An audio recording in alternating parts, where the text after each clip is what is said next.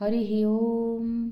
श्रीमद् वाल्मीकि रामायणे किष्किंधा कांडे चतुष्षष्टितमः सर्गः। समुद्र की विशालता देखकर विषाद में पड़े हुए वानरों को आश्वासन दे अंगद का उनसे पृथक पृथक समुद्र लंघन के लिए उनकी शक्ति पूछना। आख्या था गृद्धराजेन समुत्प्लुत्य प्लवंगमाः संगताः प्रीति संयुक्ता विनेदुः सिंह विक्रमाः।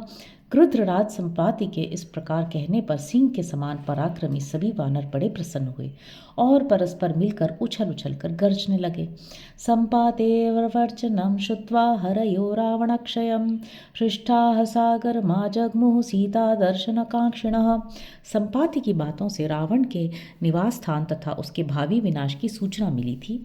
उन्हें सुनकर हर्ष से भरे हुए वे सभी वानर सीता जी के दर्शन की इच्छा मन में लिए समुद्र के तट पर आए। अभिगम्य तु तं देशं ददृशु भीमविक्रमाः कृत्स्त्रं लोकस्य महतः प्रतिबिम्बमवस्थितम्। उन भयंकर पराक्रमी वानरों ने उस देश में पहुंचकर समुद्र को देखा जो इस विराट विश्व के संपूर्ण प्रतिबिंब की भांति स्थित था। दक्षिणस्य समुद्रस्य समासादुत्तरां दिशं सन्निवेशं ततश्चक्रुर्हरिवीरा महाबलाः। दक्षिण समुद्र के उत्तर तट पर जाकर उन महाबली वानर वीरों ने डेरा डाला। प्रसुप्तमिव चान्यत्र क्रीडन्तमिव चान्यतः क्वचित् पर्वतमात्रैश्च जलराशिभिरावृतम्। वह समुद्र कहीं तो तरंगहीन एवं शांत होने के कारण सोया हुआ सा जान पड़ता था, अन्यत्र जहाँ थोड़ी थोड़ी लहरें उठ रही थी वहाँ वह क्रीड़ा करता सा प्रतीत होता था, और दूसरे स्थलों में जहाँ उत्ताल तरंगें उठती थीं वहाँ पर्वत के बराबर जल राशियों से आवृत दिखाई देता था। संकुलं दानवेन्द्रैश्च पातालतलवासिभिः रोमहर्षकरं दृष्ट्वा विषेदुः कपिकुञ्जराः। वह सारा समुद्र पाताल निवासी दानव राजों से व्याप्त था। उस रोमांचकारी महासागर को देखकर वे समस्त श्रेष्ठ वानर बड़े विषाद में पड़ गए। आकाशमिव दुष्पारं सागरं प्रेक्ष्य वानराः विषेदुः सहिताः सर्वे कथं कार्यमिति ब्रुवन्। आकाश के समान दुर्लंघ्य समुद्र पर दृष्टिपात करके वे सब वानर अब कैसे करना चाहिए ऐसा कहते हुए एक साथ बैठकर चिंता करने लगे। विषण्णां वाहिनीं दृष्ट्वा सागरस्य निरीक्षणात् आश्वासयामास हरीन् भयार्तान् हरिसत्तमः।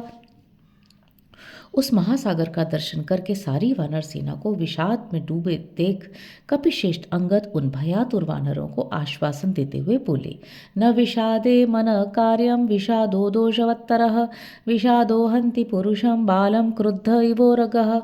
वीरो, तुम्हें अपने मन को विषाद में नहीं डालना चाहिए, क्योंकि विषाद में बहुत बड़ा दोष है। जैसे क्रोध में भरा हुआ सांप अपने पास आए हुए बालक को काट खाता है, उसी प्रकार विषाद पुरुष का नाश कर डालता है। यो विषादं प्रसहते विक्रमे समुपस्थिते तेजसा तस्य हीनस्य पुरुषार्थो न सिद्ध्यति। जो पराक्रम का अवसर आने पर विषादग्रस्त हो जाता है उसके तेज का नाश होता है, उस तेजोहीन पुरुष का पुरुषार्थ नहीं सिद्ध होता। तस्यां रात्र्यां व्यतीतायां मंगदो वानरैः सह हरिवृद्धैः समागम्य पुनर्मंत्रम मंत्रयत। उस रात्रि के बीत जाने पर बड़े बड़े वानरों के साथ मिलकर अंगद ने पुनः विचार आरंभ किया। सा वानराणां ध्वजिनी परिवार्याङ्गदं बभौ वासवं परिवार्येव मरुतां वाहिनी स्थिता। उस समय अंगद को घेर कर बैठी हुई वानरों की वह सेना इंद्र को घेर कर स्थित हुई देवताओं की विशाल वाहिनी के समान शोभा पाती थी। कोऽन्यस्तां वानरीं सेनां शक्तः स्तम्भयितुं भवेत् अन्यत्र वालितनयादन्यत्र च हनुमतः।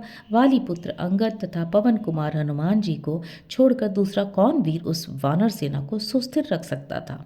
ततस्तान् हरिवृन्दाश्च तच्च सैन्यमरिन्दमः अनुमान्याङ्गद श्रीमान् वाक्यमर्थं वद ब्रवीत्। शत्रुवीरों का दमन करने वाले श्रीमान अंगद ने उन बड़े बूढ़े वानरों का सम्मान करके उनसे यह अर्थयुक्त बात कही। कैदानीं महातेजा लङ्घिष्यति सागरं क करिष्यति सुग्रीवं सत्यसन्धमरिन्दमम्। सज्जनों, तुम लोगों में से कौन ऐसा महातेजस्वी वीर है जो इस समय समुद्र को लांघ जाएगा और शत्रुदमन सुग्रीव को सत्य प्रतिज्ञ बनाएगा? को वीरो योजनशतं लंघयेत् प्लवंगमः इमाश्च यूथपान् सर्वान् मोचयेत् को महाभयात्। कौन वीर वानर 100 योजन समुद्र को लांघ सकेगा और कौन इन समस्त यूथपतियों को महान भय से मुक्त कर देगा? कस्य प्रसादात् दाराश्च पुत्राश्चैव गृहाणि च इतो निवृत्ता पश्येम सिद्धार्था सुखिनो वयम। किसके प्रसाद से हम लोग सफल मनोरथ एवं सुखी होकर यहाँ से लौटेंगे और घर द्वार तथा स्त्री पुत्रों का मुंह देख सकेंगे? कस्य प्रसादात् रामं च लक्ष्मणं च महाबलम् अभिगच्छेम संहृष्टाः सुग्रीवं च मनौकसम्। किसके प्रसाद से हम लोग हर्षोत्फुल्ल होकर श्री राम, महाबली, लक्ष्मण तथा वानर वीर सुग्रीव के पास चल सकेंगे? यदि कश्चित् समर्थो वह सागर प्लवने हरिः स ददात्विः न शीघ्रं पुण्याम भय दक्षिणाम। यदि तुम लोगों में से कोई वानर वीर समुद्र को लांघ जाने में समर्थ हो तो वह शीघ्र ही हमें यहाँ परम पवित्र अभयदान दे। अंगदस्य वच श्रुत्वा न कश्चित् किंचिदब्रवीत् स्थिमितेवाभवत् सर्वा सा तत्र हरिवाहिनी। अंगद की बात सुनकर कोई कुछ नहीं बोला। वह सारी वानर सेना वहां चढ़ स्थिर रही। पुनरेवांगद कृप्राह तान् हरीन् हरिसत्तमः सर्वे बलवतां श्रेष्ठा भवन्तो दृढविक्रमाः व्यपदेशकुले जाताः पूजिताश्चाप्य भीक्ष्णशः। तब वानर श्रेष्ठ अंगद ने पुनः उन सबसे कहा, बलवानों में श्रेष्ठ वानरों, तुम सब लोग दृढ़ता पूर्वक पराक्रम प्रकट करने वाले हो। तुम्हारा जन्म कलंक रहित उत्तम कुल में हुआ है, इसके लिए तुम्हें बारंबार तुम्हारी प्रशंसा हो चुकी है। नहीं वो गमने भंग कदाचित कस्यचित भवेत् ब्रुवध्यम यस्य या शक्ति प्लवने प्लवगर्षभाः। श्रेष्ठ वानरों, तुम लोगों में से कभी किसी की भी गति कहीं नहीं रुकती, इसलिए समुद्र को लांघने में जिसकी जितनी शक्ति हो वो उसे बतावे। इतिहासे श्रीमद् रामायणे वाल्मीकि आदि काव्ये किष्किंधा कांडे चतुष्षष्टितमः सर्ग। इस प्रकार श्री वाल्मीकि निर्मित आर्ष रामायण आदि काव्य के किष्किंधा कांड में 64वां सर्ग पूरा हुआ। पंचषष्टितमा सर्ग बारी बारी से वानर वीरों के द्वारा अपनी अपनी गमन शक्ति का वर्णन, जाम्बवान और अंगद की बातचीत तथा जाम्बवान का हनुमान जी को प्रेरित करने के लिए उनके पास जाना। अथांगदवच श्रुत्वा ते सर्वे वानर्षभाः स्वं स्वं गतौ समुत्साहमुचुस्तत्र यथाक्रमम्। अंगद की बात सुनकर वे सभी श्रेष्ठ वानर लंबी छलांग मारने के संबंध में अपने अपने उत्साह का, शक्ति का क्रमशः परिचय देने लगे। गजो गवाक्षो गवयः शरभो गंधमादनः मैन्दश्च द्विविदश्चैव सुषेणो जाम्बवास्तथा। गज, गवाक्ष, गवय, शरभ, गंधमादन, मैंद, द्विविद, सुषेण और जाम्बवान, इन सब ने अपनी अपनी शक्ति का वर्णन किया। आबभाषे गजस्तत्र प्लवेयं 10 योजनं गवाक्षो योजनान्याः गमिष्यामीति 20। इनमें से गज ने कहा, मैं 10 योजन की छलांग मार सकता हूँ। गवाक्ष बोले, मैं 20 योजन तक चला जाऊंगा। शरभो वानरस्तत्र वानरास्तानुवाचः 30 तु गमिष्यामि योजनानां प्लवंगमाः। इसके बाद वहाँ शरभ नामक वानर ने उन कपिवरों से कहा, वानरों, मैं 30 योजन तक एक छलांग में चला जाऊंगा। ऋषभो वानरस्तत्र वानरास्तानुवाचः 40 गमिष्यामि योजनानां न संशयः। तदनंतर कपिवर ऋषभ ने उन वानरों से कहा, मैं 40 योजन तक चला जाऊंगा, इसमें संशय नहीं है। वानरास्तु महातेजा ब्रवीत गंधमादनः योजनानां गमिष्यामि 50 न संशयः। तत्पश्चात महातेजस्वी गंधमादन ने उन वानरों से कहा, इसमें संदेह नहीं कि मैं 50 योजन तक एक छलांग में चला जाऊंगा। मैंदस्तु वानरस्तत्र वानरास्तानुवाचः योजनानां परं 60 प्लवितुमुत्सहे। इसके बाद वहाँ वानर वीर मैंदन उन वानरों से बोले, मैं 60 योजन तक एक छलांग में कूद जाने का उत्साह रखता हूँ। ततस्तत्र महातेजा द्विविध प्रत्यभाषत गमिष्यामि न संदेह 70 योजनान्यहम्। तदनंतर महातेजस्वी द्विविध बोले, मैं 70 योजन तक चला जाऊंगा, इसमें संदेह नहीं है। सुषेणस्तु महातेजा सत्ववान कपिसत्तमः 80 प्रति जाने हम योजनानां पराक्रमे। इसके बाद धैर्यशाली कपिश्रेष्ठ महातेजस्वी सुषेण बोले, मैं एक छलांग में 80 योजन तक जाने की प्रतिज्ञा करता हूँ। तेषां कथयतां तत्र सर्वास्तानमनुमान्य च ततो वृद्धतमस्तेषां जाम्बवान प्रत्यभाषत। इस प्रकार कहने वाले सब वानरों का सम्मान करके वृक्षराज रामवान जो सबसे बूढ़े थे बोले, पूर्वं स्माकमप्यासीत् कश्चित् गतिपराक्रमः ते वयं वयसः पारं नु प्राप्ता स्म साम्प्रतं किन्तु नैवं गते शक्यमिदं कार्यमुपेक्षितुं यदर्थं कपिराजश्च रामश्च कृतनिश्चयो साम्प्रतं कालमस्माकं या गतिस्तां निबोधत नवतिं योजनानां तु गमिष्यामि न संशयः। पहले युवावस्था में मेरे अंदर भी दूर तक छलांग मारने की कुछ शक्ति थी। यद्यपि अब मैं उस अवस्था को पार कर चुका हूँ, तो भी जिस कार्य के लिए वानरराज सुग्रीव और भगवान श्री राम दृढ़ निश्चय कर चुके हैं, उसकी मेरी द्वारा उपेक्षा नहीं की जा सकती। इस समय मेरी जो गति है उसे आप लोग सुने। मैं एक छलांग में 90 योजन तक चला जाऊंगा, इसमें संशय नहीं है। तांश्च सर्वान् हरिश्रेष्ठान् जाम्बवानन्ति मब्रवीत् न खल्वे तावदेवासीद् गमने मे पराक्रमः मया वैरोचने यज्ञे प्रभविष्णुः सनातनः प्रदक्षिणीकृतः पूर्वं क्रममाणस्त्रिविक्रमम्। ऐसा कहकर जाम्बवान उन समस्त श्रेष्ठ वानरों से पुनः इस प्रकार बोले, पूर्व काल में मेरे अंदर इतनी ही दूर चलने की शक्ति नहीं थी।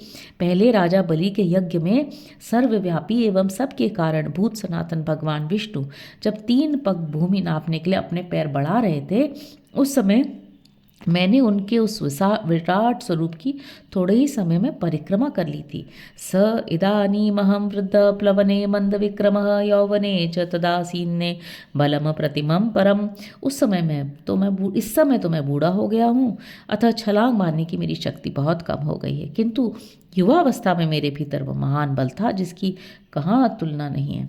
संप्रत्येतावदेवाद्य शक्यं मे गमने स्वतः नेतावता च संसिद्धि कार्यस्यास्य भविष्यति। आजकल तो मुझ में स्वतः चलने की इतनी ही शक्ति है, परंतु इतनी ही गति से समुद्र लंघन रूप इस वर्तमान कार्य की सिद्धि नहीं हो सकती।